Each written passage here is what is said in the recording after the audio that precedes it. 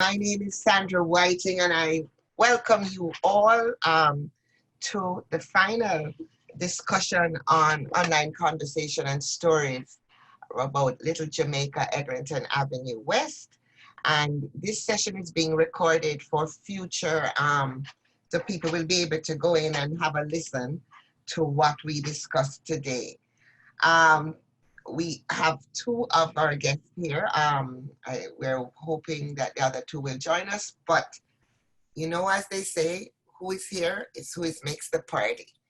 So I wanted to say a special welcome to Benny Boo, originally from Ghana. She owns a business on Eglinton West, Benny Boo Styles. She's an award-winning fashion designer, has a unisex boutique, and she tells me she's sitting in her creative space where all the magic happens. Welcome, Benny Boo. Thank you. Thanks, Sandra. And our other guest is so well known that she probably needs no introduction. If people see her face, they go, I know her. Valerie Steele. She says she has decades of residency. She lives off of Eglinton on Oakwood. She was former president of the JCA, very, very involved in community activism. So many that I decided I was only going to say she's a Talawa woman. And so Valerie, and hi, Nicole. Hi, everybody who came on the call. Thank you so much. Thank you for joining us. And I thought I would ask what you think is your superpower. I'm going to start with you, Benny Boo. What would you say is your superpower? What is my superpower? Just the ability to be myself and able to pursue my career or do my fashion designing and make other people happy.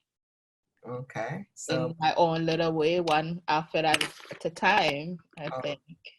Valerie, what would you say your superpower is?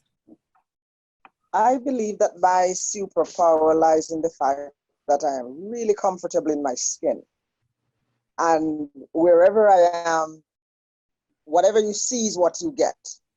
I speak my mind without hesitation. And I am not in the business of making people comfortable if I am not comfortable. And I think that is my superpower. That you're not in the business of making people comfortable. No. Okay, all right. Well, then let's start with you, Miss Valerie.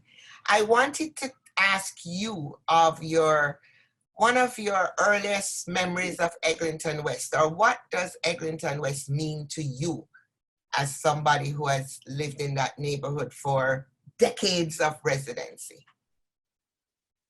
I loved Eglinton because Eglinton reminded me of the culture of home.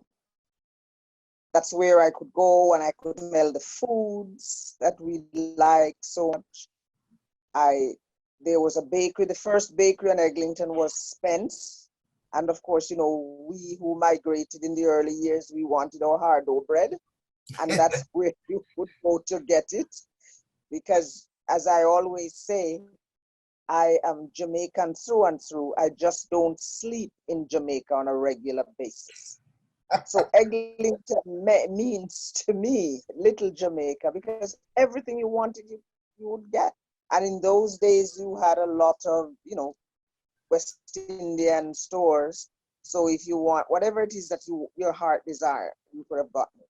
And I like the fact that it became a hub for the people who left, because, in migration, you set up a place and you move on, which is as natural as breathing. But those people who have moved on still came back and still comes back to get certain services. So Eglinton for me is a cultural place. It's a place where we put in the roots of what we wanted. But change comes whether you want it, yes or no. Okay. So Benny Boo, Is that, I have to ask you, is that your name, Benny Boo? Is that your, uh, is, That's fine. Everybody calls me Benny Boo, but Benny is actually my name, and then the Boo is just for the brand. ah. Yeah. What does Benny mean, if you don't mind me asking? Benny means blessing in French. Benny. Ah, Benny. Yes. Blessing. Benny. Ah, Benny. Yeah. Okay. So Benny, you're newer to Eglinton as having come there now for just 5 years. Why did you choose Eglinton Avenue West to set up your business? Because one of the main reasons is because it's predominantly Black, and that's one thing I loved about it.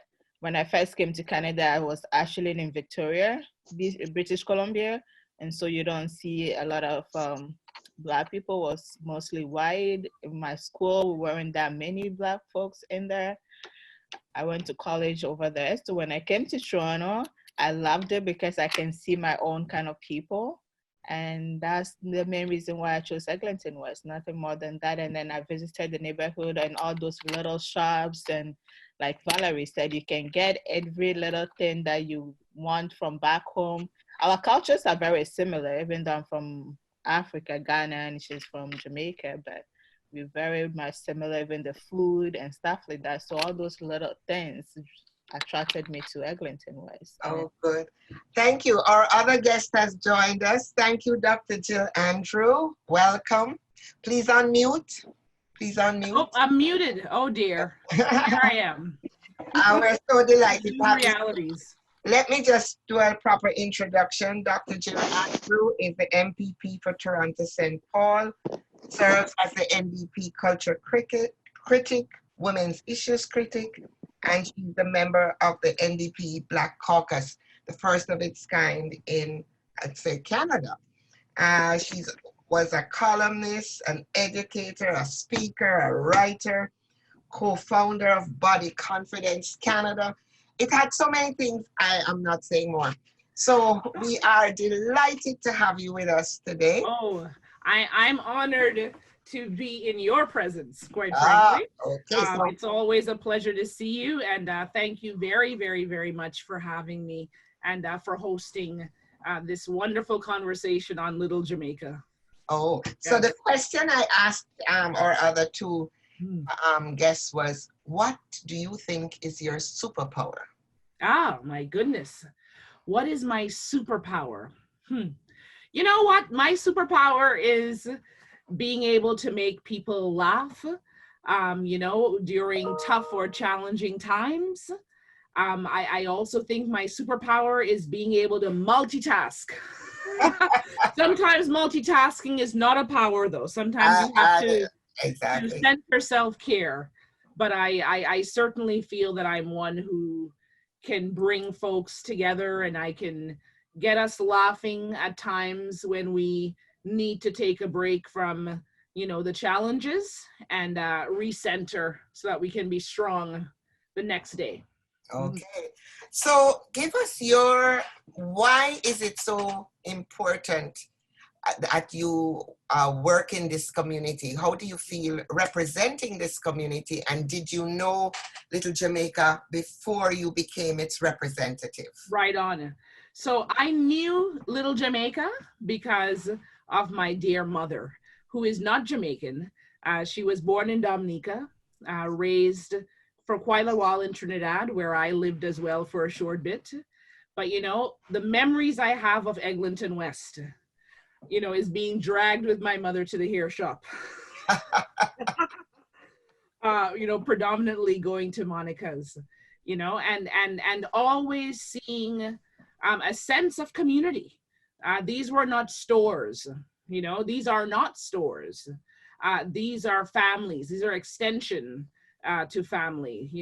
My mother, worked and lived for a bit on Marley, Winona, so she was familiar. If it wasn't Monica's, it was what's her name, Maskell's. Oh, on Bathurst, yes. So I grew up, and for me, whether it was the hairdresser, whether it was the restaurant, whether it was the hair supplies, these were spaces where people could check in on one another. These were spaces where advocacy and organizing happened, whether it was around, the end of one bookstore or the creation of other bookstores, so it's an honor. It's an absolute honor to now know that I represent part of Little Jamaica. I'm absolutely honored, and I feel as though, I am surrounded by important elders, and important heroes, quite frankly. I see on the call, I see Valerie Steele here, Yes, yes. Madam Steele, who, I was seeing in the newspapers, years, right?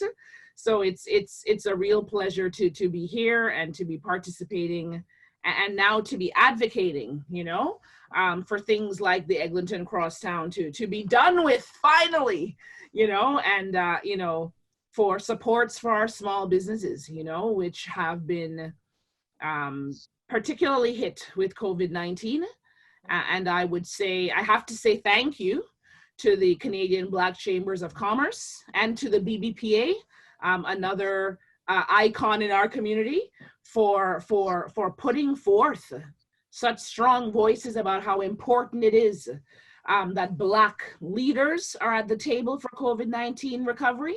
But not only that, but that we work with the province to get funding that is specific to helping Black entrepreneurs and small businesses survive. We're still struggling with that. The province has not budged on that yet, but the struggle continues, and I certainly am a fighter. I'm scrappy. I don't take no for an answer easily, and we will keep the fight going. So again, I'm just very honored, and I know I'm making my mom proud as best I can. Oh, that's always important. Yes. So, Benny, am I pronouncing it right? Benny? Benny. Benny, meet Dr. Andrews. I don't know if you have met. She's one of your constituents. She has Benny Boo Styles. I must say I love Benny. Oh, yes, fashion designer. Fashion designer, yes. I saw you on Instagram. Yeah. Oh, good. That's a good way to get the word out, by the way. Right. Social media is everything these days. Everything these days. You are actually living it, working in a place of confusion on a street that has so many barriers at the moment. Yes. What makes you keep at it? What makes you feel that you will get to the next level? How are you doing? I'm not doing that good, but I'm doing really good at the same time, because like the previous person said, it's a community. So to me, this is not just a business. This is not just a store that I have in this neighborhood. No, this is me being part of my community. And that's what I love about it. And for me to keep going, even after the whole pandemic, we closed down since March, and I just reopened. And I'm reopening because of the support and the love I get from everybody around. Some people walk into my store now that I'm here, and I don't even know them, but they know my name, and they're like, oh, we've come to the store before a couple of years ago. I'm happy you're back, and this. And just that little conversation makes it worth it. That little moment that somebody not coming to buy anything, but they just come in to say hi, to have that conversation, to look at what is there. And sometimes they tell me about their background and their experiences and what their day is like and what they're going through. And then they realize my background is African, and they ask me something about Africa, and it just makes it all worth it. So you're a therapist, you're a listener. Not a therapist. I just love the community and the people, and that's all. I don't think I'm qualified as a therapist. Oh, no. I meant that, you become a listening ear. People come and they tell you, like a hairdresser know everything. Yes. You're the fashion designer, knows everything. Valerie, you have been around for I'm not going to say it like that. Valerie, you have decades of residency. How are you said in your opening, it can't stay the same. It's obviously changed. How can we, however, have change and keep that essence of what made it work? Is that even possible? It is possible if a lot of people sing from the same chorus. You know, it's a song sheet and we should all sing from the same chorus. Because what many people might not have known is that I was one of the people who fought to get the stop at Oakwood, because Metrolink, in its stupidity, thought that we didn't need a stop at Oakwood.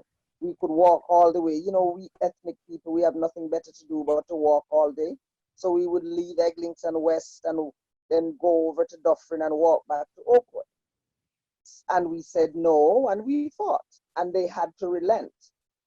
Now, with all of the money that everybody else has, we expect them to think about the small businesses that are already there and think about the potential that the young people have who want to be there and put some money where their mouths are. Mm-hmm. These young people are our future. And the people at Metrolink who might believe or might not have had anything over a long period of time that we're all in Canada to do with people that look like me, well, we are here and we're not going anywhere. And you have to make room for us. And we just have to sing the same Sankey. We have to have the Sankey that says, we need an economic hub up at Eglinton and Oakwood, and nothing less will do. Okay, what does that look like? I hear the words, we need an economic hub. Jill, what does that look like? And Valerie, I'll come back to you, but what does that look like? You know, what it looks like is a place where we can access employment supports, where we can access business advice, where we could potentially access legal, medical, health advice, a place where we can create. So we're not talking about a hole in the ground. We're talking about a space where people can congregate, where they can advocate and organize, you know, a place where we can grow. You know, I think about places like Vaughan Road Academy, you know, which is near enough to Oakwood and Vaughan, you know, places that are sitting, that are relatively empty. Like, we need community space, ma'am. You know, we need community space so that people can have something to do after school, after work, on a Saturday, on a Sunday. I think we take many things for granted. You know, during COVID-19, you know, everyone has had to operate via Zoom. But this takes for granted that everybody has a computer with internet or a smartphone. And I have spoken to our community members that don't have access to that, you know, and libraries were closed, right? So we have to look at meaningful ways to engage and build and you know, let people know that there's a space that can be theirs. And this is a conversation I have heard for several years before I was elected, you know, whether we're talking Oakwood and Eglinton, you know, whether we're talking a community hub at Vaughan Road Academy, you know, whether we're talking of community spaces on the west side, these are conversations that have been happening time and time again, you know, and we can't ignore them anymore. So, I mean, I am a new politician, you know, only 2 years representing, you know, our fine community of Little Jamaica. But, you know, 2 years is enough. And now for the next 2 years, we have to act. And I know certainly that, you know, I come here as a representative. There have been many before me, and here I am, and some of the same problems are still there. Mm-hmm. You know, so I think for me, that's the idea of a community hub. You know, a place where we can grow, a place where we can communicate and organize, a place where we can learn and access economic freedom, you know, a place where we can have all of our, you know, social, cultural, academic even, you know, health, and certainly economic needs met, you know. But for that to happen, you know, for our small businesses, for our communities along Eglinton to survive, you know, the crosstown construction, it has to be yesterday. You know, it has to be done. You know, we have to address things like gentrification. You know, we have an affordable housing crisis. We know that. You know, heck, we have a homelessness crisis, you know, and while I am so thankful for, you know, the supports that the federal government gave in terms of CERB, now it didn't come right away. And when it came, a lot of independent contractors couldn't access it. But to the good listening of the government federally, they listened and they gave some support. But that support is drying up, as you know. That support is going to be finished. And the moment the pandemic hit, you know, we came to Doug Ford and we said, listen, you know, let's get a basic income going, you know, let's get a basic income to help people get through not just COVID, but, you know, get through the recovery. You know, we spoke about, you know, Save Main Streets. That was a policy we had that we had proposed to the government that would provide funding directly to small business owners to help them get through at least for a few months, you know, with rent money, you know, ensure their utilities were frozen. You know, we had a similar plan for residents, for renters. You know, we have 67.8% renters in St. Paul's. And let me tell you something, the number one issue I get called on this phone every day on is people getting eviction notices, right?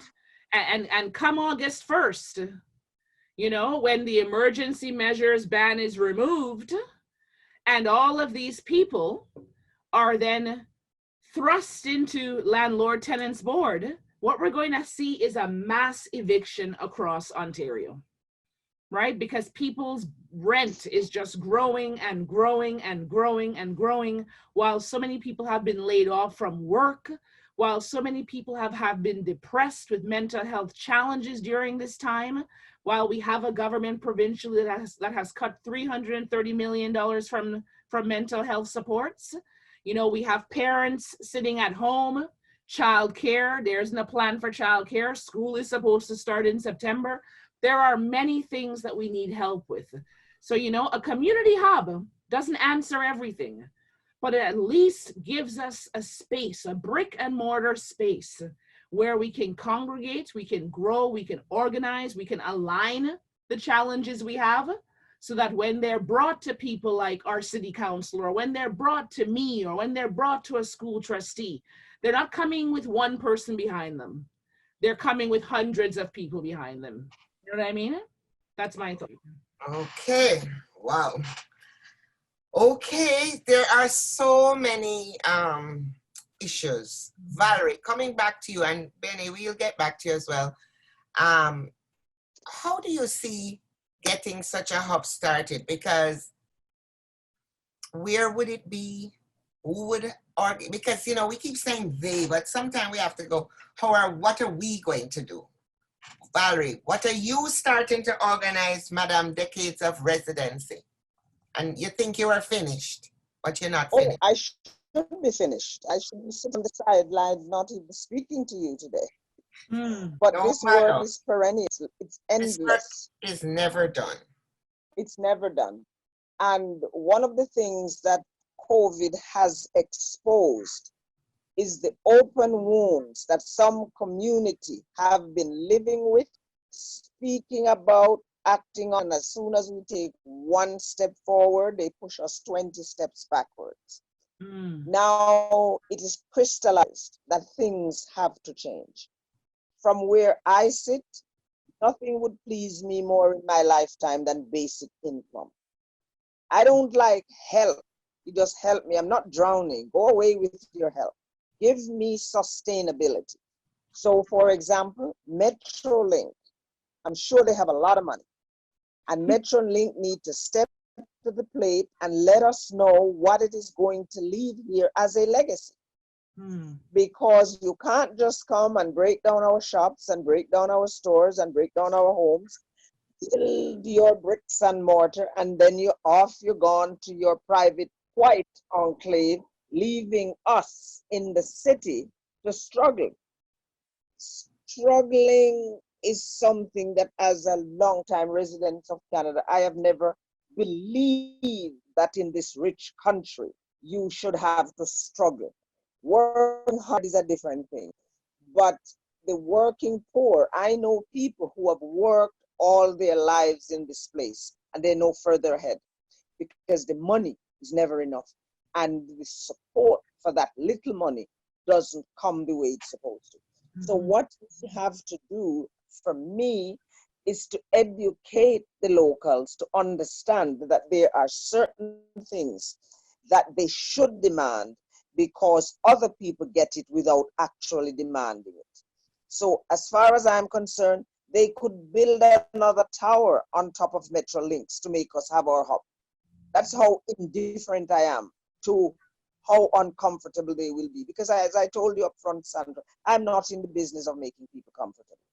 In my house, if I am not happy, nobody else can be happy. I am the link to everybody. So everybody better make sure I'm happy. But at the end of the day, we're not here to make you feel comfortable. And the developers, Metrolink, or politicians like Dr. Jill, we need everybody to be singing the same chorus, but we also need residents to realize that they also have the power. And that's the biggest problem sometimes. People believe, oh, I've heard that a gazillion times. Well, oh, why should we even bother? You know, they never listen. Yes. Well, you know, you have to force them to listen.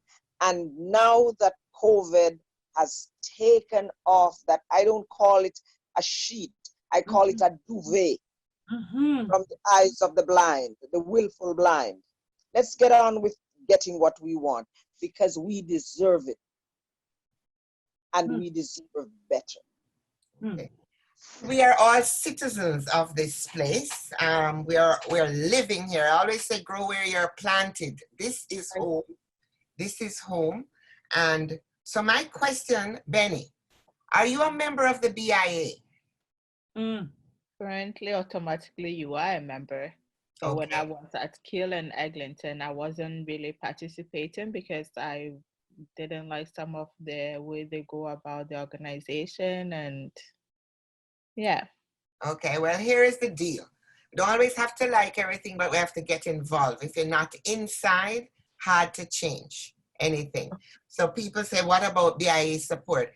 And I know from years of working on Eglinton, I used to work at Sheer Newspaper, and I did some work when Arnold Rowe was president, I believe, of the BIA, and Letna could tell me if I'm right. He was former chair. And we tried many times to get Black businesses to join. And they would say, boy, sure, all kind of reasons. We can't come to meetings. We had meetings at 7 a.m. to try to say, if you can't come in the evening, we could do it in the morning. One of the main reasons is because the business owners come to the meetings and then we get promises and promises upon promises and nothing get done. It's like the Metrolinx you're talking about. They go out around the businesses in the neighborhood and they share flyers and they promise to do this and do that. And other communities get those things that they're promising without even asking, without attending no meeting, without having to organize and having to knock on doors and having to phone calls. But we don't. And so that discourages the business owners to have to close their businesses to attend meetings that they know they're not going to get much out of. So it's like... Okay. Well, I kind of know that lots of areas people organize. It's, if you, as Valerie says, you know, you have to come together, organize. There are people who are taking 20 years to get one project done. You have to stay the course. And if you are being, I mean, Metrolinx's job was to build a subway. Am I right, Jill? What am I missing? Their job was to build a subway. Metrolinx was building our LRT. It's been going for a long time. 10 years. Way before my time in in politics. I'm not in government. I'm official opposition. Right. You know, at the end of the day, it needs to get done because here's the thing: Metrolinx, as you know, and I learned this, you know, in coming into my work. You know, they're not paying rent for any of these businesses, you know, that have been boarded up. You know, businesses that cannot operate, businesses that don't have access to a parking lot because there's construction everywhere. Yep. So nobody is paying, you know, for people's rent while their businesses are shuttering because of construction. And then you layer on top of that an unprecedented pandemic. And so many folks have had to shutter. You know, the question is, will some be able to survive? Some will be able to survive. Mhm. You know, this should not be an individual response. You know, I was sitting in the government, I was sitting in the legislature, you know, this week, and listening to a government member praise a business in her organization who was able to weather the storm, and she weathered the storm, and now she's opened, and, you know, all of this. And my thing is, this has nothing to do with whether or not business owners can weather a storm. You know, this is about being hit with a storm that none of us could have predicted. Nobody. And when that happens, I don't care who is in the government, NDP, Ford, Liberal, it doesn't matter. It doesn't matter. Whoever is in the government, you know, has to be able to look around and say, small businesses are they are the aorta of the community, for goodness sakes. They're the main vein of the community. So they need direct supports. And that's what we haven't gotten. So, you know, I understand that Metrolinx, you know, is supposed to give a little bit of change here and there for advertising, but so many of these businesses haven't gotten any change from their BIAs even. So, you know, sometimes, you know, I've heard interesting things with regards to business improvement areas.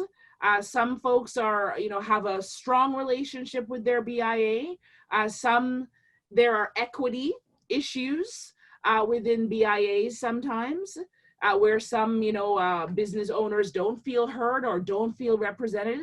So I think we have to just, you know, keep the pressure on them. You know, BIAs have a responsibility to communities. There's 83 or so BIAs across the city of Toronto.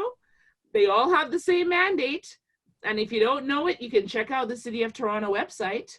And that is to help preserve, you know, our small businesses. Mm-hmm.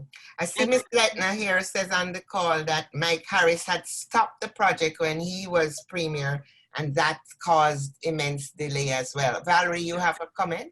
Yes. Oh, absolutely. Mike Harris is the one that stopped because remembered, all of this digging and upheaval that is occurring now occurred in the mid-90s. Mm-hmm. And I know that Monica's and Castri's and quite a few other people were there at the time that had to go through that. And I'm sure there are a lot of other businesses that are still there, even if they're shuttered, that went through that. So Mike Harris closed that down. And that was about a good 4 or 5 years of disturbance. Right. So for the people who have lived through that disturbance Plus. and they are living through this, it's graceful that any government, I don't care which one, would be in power and not take into consideration that a tsunami has hit Eglinton Avenue 2 times for years in a row, and now they're behaving as if this is all sudden and this is new. It's nothing new here. And that is one of the reasons why over the years, because we've had indifference of the politicians who don't understand that you can't just help one segment of the constituents or one segment of the city. Whether or not we voted for you, it is an obligation to make sure that we can live, because we should live. And I believe that every business on Eglinton should be heavily compensated, especially the ones like Monica's and so on, because to me, when people speak of violence, this is what I call violence. Structural violence. Because what you have done, you have literally grind me down into the dirt, and then now you're going to ask if I'm going to sign. Okay. Wow. I want to, I know it's hard. I know it's hard, and I'm not being facetious here, but I want to hear some rays of hope. Yes. So we know the place mash up. The people been struggling. Times hard. Bickle not enough. Tough times, as we say in Jamaica. What are we going to do, we Canadians who have come from all these places, who have survived, what are we going to push and ask for? I want to hear, we talk about we need a hub. Who is going to start the organizing to get that, Miss Valerie Steele? Are you going to be the person that calls that first meeting to do that? Valerie, can we see your head? We're seeing just a little bit. I was coughing, so I was drinking some water. Sorry. Listen, we have politicians like Jill, Mike, Cole, and all the rest of them that are surrounding. For example, there's Josh. There is, and of course, there's John Tory, who is responsible for all of us. We need conversation. We need them to come into our community so we can have conversations, and so we can tell them what we want. They have started that. Yes, because that is important. But the thing about it too, for example, if they have BIAs and they have individual businesses, they should really take it to heart to say, listen, these are the things that we are looking for. These are the things we will support, because if they hear it a gazillion times, they will know that it's not just one person singing from the same song sheet. For me, I believe that when you have businesses close by where you live that you can access, it's a good thing, because you don't have to leave and go too far for a service that is right up on Eglinton. Valerie, we can't see you properly. Okay. Residents and business people have to sing from the same song sheet, because whether residents know it, yes or no, businesses in your area keep your property taxes low. Okay, explain. So we have to do math. How does that work? I'm sorry. How do they keep your taxes low? Well, businesses pay more taxes than residents. Okay, so the more. Okay. You hear that? Yeah. Fair enough. Yeah, so it works out in the wash. So, and that is why the educational piece is so important, for us to educate people to understand that when you rally with the businesses on Eglinton, you're really rallying for yourself too. But we really need the politicians like Dr. Jill and Mike and Josh to lead the charge, and they can call on me anytime. Mike Cole is somebody I talk to all the time. And when I have to bitch and complain, I bitch and complain. I don't bother Jill too much, but I will begin to bother her too.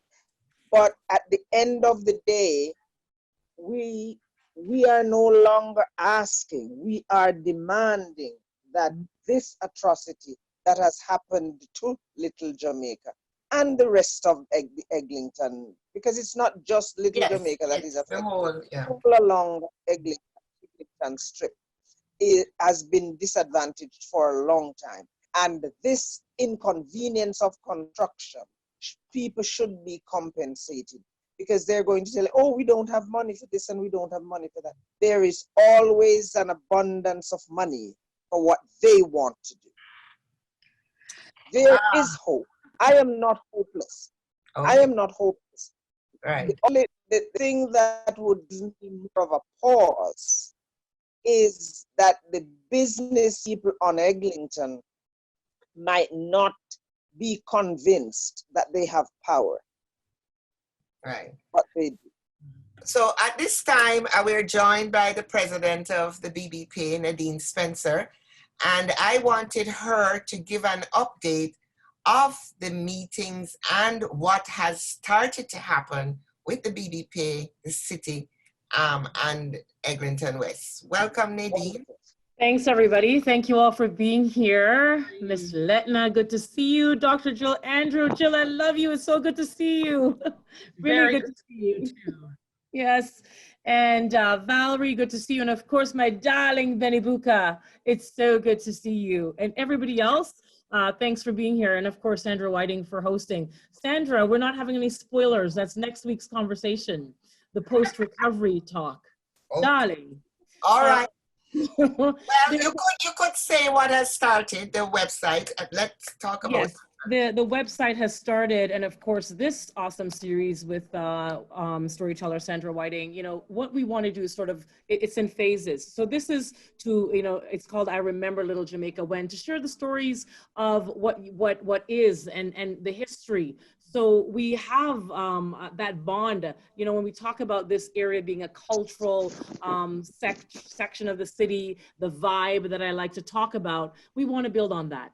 And as we are working with the city, with the province, and with the federal government on a post-recovery strategy for every business in this area on Eglinton West, we want you to know that, you know, the motto is no one will get left behind, no one whatsoever in the economic recovery plan. So Valerie, I didn't hear all of what you said, but I heard a little bit of it.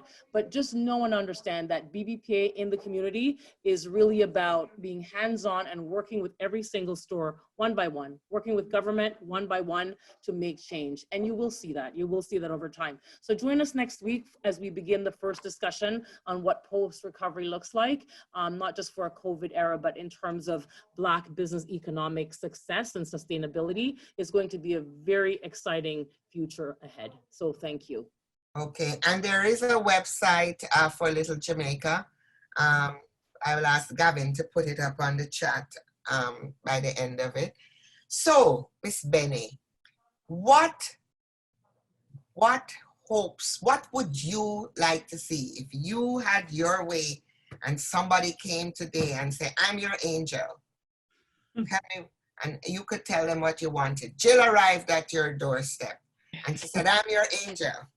What would you tell her? Okay, so like Miss Valerie was saying earlier, one thing people don't realize is there's a lot of businesses that have shut down permanently on Eglinton.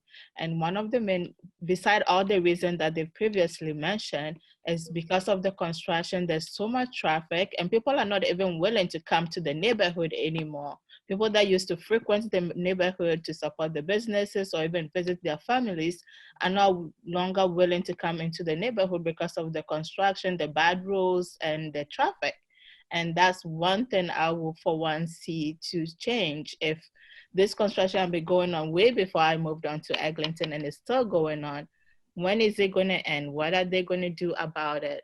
It's not just us having a group meeting, the businesses grouping and talking. So if someone comes to my doorstep right now, is to have a concrete, definite timeline for when this is going to stop, for when, yeah, they're trying to improve the neighborhood, but you don't improve the neighborhood at the detriment of the businesses and the people currently living there. It's not a new neighborhood, it's an old existing neighborhood. So improvement needs to be in favor of the businesses that are currently there. So if someone is willing to do anything, have a definite concrete timeline, finish the construction, and provide services and economic help to the businesses that are there so they don't keep permanently shutting the doors to the entire community.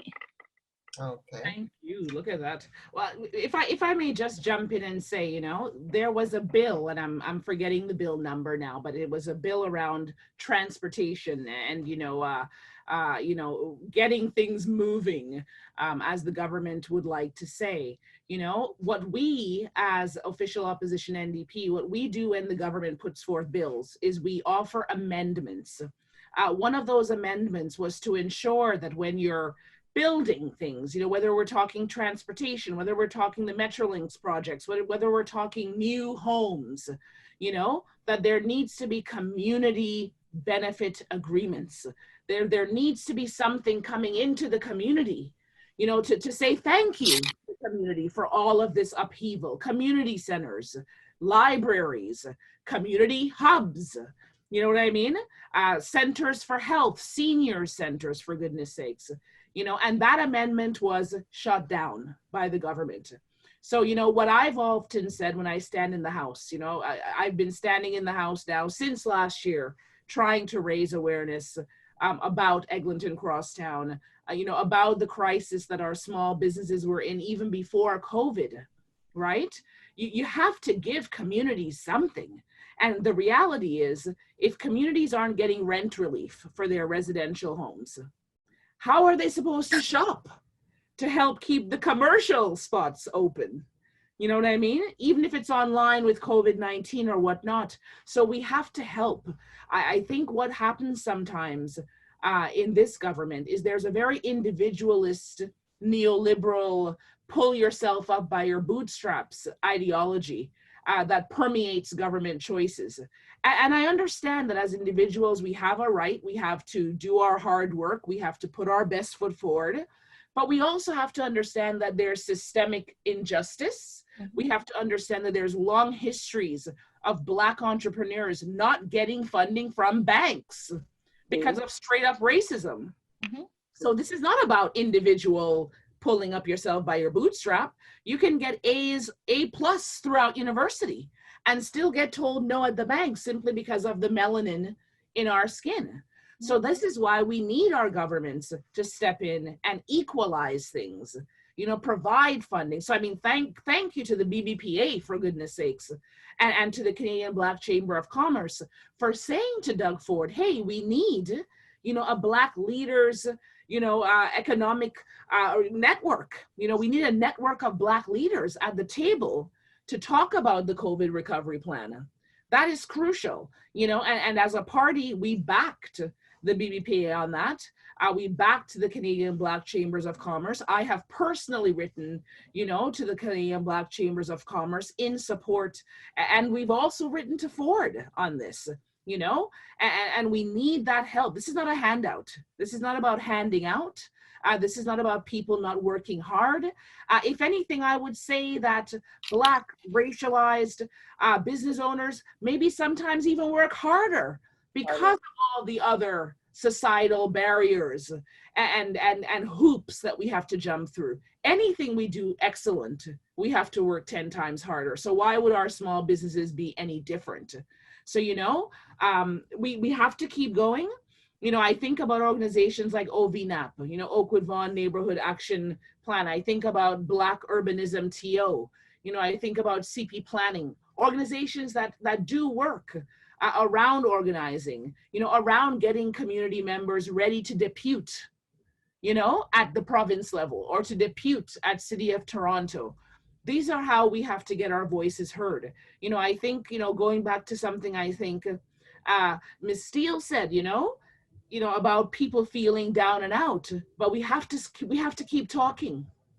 You know, we have to ensure, you know, when bills come, you reach out to me. Jill, I heard this thing is happening at Queen's Park. How can I share my voice? And that's where I will say to you, okay, let's talk. Let's create a petition together. You know, let's talk about your story. You know, Benny, as a store owner, I can stand in the house and do a member statement and talk about your particular store and link it to the larger systemic issue for all the stores along Eglinton West. You know, when deputations come, people, I cannot tell you how many of our renters went to talk to Doug Ford about Bill 184. Well, not to him, but to his government about Bill 184, which we're calling an eviction bill. Like, how at this time is there not rent relief for tenants, for residential tenants, and also for commercial businesses? You need rent relief, because even as we are reopening, you know, even as we start the reopening phase, people have been laid off. People have not had, you know, extra income for conspicuous consumption. So they're not going to be able to go to the restaurants and eat as much as they did. They're not going to be able to buy that dress and that fancy shoe and the fancy bag the way they did, right? So we have to figure out ways to help our entrepreneurs in the meantime until things are better. And this is something that we have been banging our heads, you know, Save Main Street Plan for months. And what the province did is they waited to let the federal government answer their problems for them. Now, the thing with the federal supports for small businesses, if you qualify, right? Most landlords have to opt in. They have to opt into the federal plan, which essentially means that the landlord has to say, don't worry, I'll take the hit. I'll pay 25% of your rent. I don't know anyone that's done it yet. Nope. And according to the stats, 1% of landlords have opted into the plan. And this is what I mean by a conservative ideology of neoliberalism. This is not about one landlord doing a good thing. I don't care about the one nice landlord that opts in. This shouldn't have been a landlord decision. This should have been a premier decision. Make sure everyone gets on board, you know, so that whalers on St. Clair West didn't have to die, that Dave's on St. Clair didn't have to die, this place, Spy Tech on Eglinton didn't have to die, you know, and I could go on and on and on, right? You know, so this is, and I have to say this, you know, when we look at Eglinton West, it is so full of culture. Eglinton West is a tourist spot as well, right? But it cannot operate in a way where people are coming with their pictures and looking at the wonderful art with J. Douglas on Reggie Lane and this and that. Then they get to go back home, you know, and yet the wonderful artists that we are celebrating can't put two ends together to pay for their rent. You know, that is not fair. So I'm going to keep fighting the best way that I can. And, you know, it means connecting more with small business owners, connecting consistently with residents, homeowners, landlords, everyone, and young people. You know, Black Urbanism TO, as I said, doing amazing work. I believe they're working even with BBPA as well to do some projects that help with food security, for goodness sakes. That's another big issue too, is food.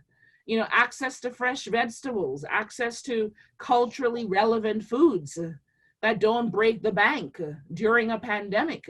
It is important. You know, we have seen so many people die in long-term care homes. We have seen so many people get COVID-19 in long-term care homes. But long before COVID-19, we heard of our seniors in long-term care homes having food with no taste. True. I mean, Like a spice. there's so many things. There's so many things. So many issues. To talk So about. I want though to get from Valerie, you know, we talk about it. Tell me 2 things you would say each person listening or somebody who works Hold on a second. Repeat what you just said. My neighbor is taking out his garbage night. Go ahead. Yes, I'm saying. Repeat what you just said. Yes, I'm asking you to give 1 or 2 examples of something concrete people can do. People have to be willing to join hands and support what their representatives are starting. And I believe it's not just for the businesses. I think it should also be politicians sending us notices about events they're going to have so that we can go in and be a part of this. Because as I said before, businesses are good for homeowners like myself. So it would behoove all of us to participate in whatever it is you're going to do. Because for those of us who have lived there a long time, take it. And Metrolink has just come in and taken so much of our real estate. And we can't, as a matter of fact, right now, I can't point to anything that Metrolink has left except the subway. Which I am just wondering. Which will be a big thing. Sorry? Which will be a big thing as you would. It is a big thing, but at the end of the day, what are the residual benefits to the residents and or the businesses? So I am saying that we should actually get together. And Jill, don't hesitate to call on me. No, I won't. Talk with Mike all the time. And I am willing to lend my voice to that. I don't have a business up there, but I have lived here long enough to want to see that place succeed.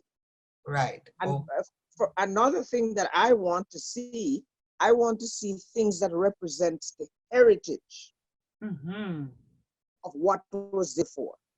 You can't just sweep us away like Black Wall Street and you just see it on the internet that it used to be there. We want to see something that reminds us of the history of what that place was, how it came to being, how it served the community, so that for whomever moves in afterwards, that history is there. Because from the 60s up to now, Little Jamaica has existed. Okay, thank you. Benny, you And, have one thing that you think you could do or that you need to do that you haven't been doing?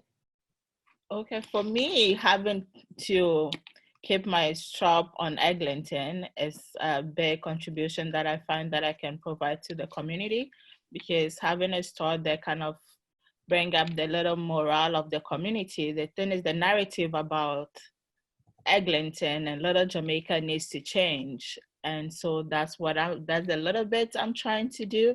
People have such a bad notion or stigma about this neighborhood, about how violent it is, and that is not the case. So in my little way, I'm trying to always educate people and trying to tell them that that is not the case. People in this community are very loving and organized and are able to advocate for the betterment of the entire city and not just this little community, and it's not as violent as it is. But what I really want is somebody needs to talk. We don't own much in this community. Most of the landlords are not Black. So are they looking at the best interest of their tenants, be it commercial or residential? No, they're not. They're looking at the best interest of themselves. And mind you, they don't even live in the community. They just own. These are people from different backgrounds, either being Portuguese, Caucasians, or Asians that just own the buildings. And then they do whatever. There's still rent increase going on in the community, residentially, and then for commercial buildings, they are still trying to increase rent because they think once the metro links is completed, then the neighborhood is developed and they want more rent. And so they are even encouraging some of the businesses to permanently shut down, which shouldn't be the case. So I don't know who have to advocate and talk to the landlords, but we the tenants can do much, and the people that lives in this community will get into argument with the landlords and talk and go to BIA meetings and talk, but they are not getting anywhere. We are not getting anywhere. So going to the tenant board meetings, or I don't know whether the landlords have some sort of association or if there's another bill that needs to be passed on that have to actually mandate the landlords to do the right thing. They don't live in the community, they own their properties in the community and they collect rent and they increase rent regardless of what. And like you said earlier, Jill, it's only 1% that opted into what the government proposed. That 1% I've known some of my neighbors that told me that they were not even aware. So the landlords is collecting money, but they are still paying full rent because they are not aware. They have to call into CRA to report and to find out further information. So if that 1% is not known. Yeah. So I don't know. Many issues. So Jill, we have 1 minute for you to, what would you like? First of all, Benny, I would love us to chat more. I had put my number and my email in the chat early on. So let's try and connect. For me, rent is a big issue. Rent is a big issue for our community right now, especially during the pandemic. What we need rent control to return. That was removed long before COVID. We need rent control. We need to ensure that there's a rent freeze. Rent cannot be going up at a time like this. Frankly, not for our commercial folk and not for our residential folk, And we also need direct funding. We need direct funding going into the hands of small business owners. They know their business best, right? They know how they have to now transfer online on technology and all of this, right? And this is where the premier comes in to say yes to some of these pieces that We have to do some work with lobbying the politicians. absolutely, and that's what we're here to help. If you don't know how to do it, and we don't all just born with it, if you don't know how to do it, you reach out and we help you. Okay, I want to thank each and every one of you who came on the call. The conversation will continue. It's important. The key thing to know, you have to get involved. If something matters to you, you gotta get involved, because one hand can't clap. That's the very good Jamaican saying, one hand can't clap. So thank you, Benny Boo, Valerie Steele, and Dr. Jill Andrew. We're going to put up on our site a little bit about what BBP is doing. BBP is in the community to assist. Can the slide go up? To assist all of the businesses getting listed on the website, marketing, tax reviews, HR services, payroll services. Things are being done, and you can visit Little Jamaica at bbpa.org. Thank you all. The conversation will continue. So appreciate all of you being here today. Thank you so very, very much. You're welcome. Ta-ta. Thank you so much. Thank you.